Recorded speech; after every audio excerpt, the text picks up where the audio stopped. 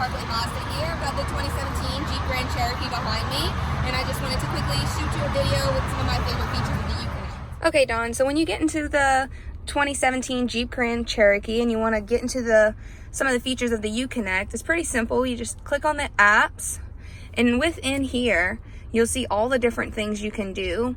And some of my favorite things include being able to check for where the nearest gas stations are. It will even tell you the prices, showing about recent weather, if you're looking for movies, anything like that. If I wanted to just see like where I'm going, say I'm going to Colorado for the weekend and I want to know what the weather's going to be like on my way there, I can easily change my location and I can see the different weathers coming throughout the next few days. If you have any questions or want to see any other parts throughout the vehicle, just let me know and I'll be more than happy to send you another video with that. If not, I look forward to seeing you at our appointment later today.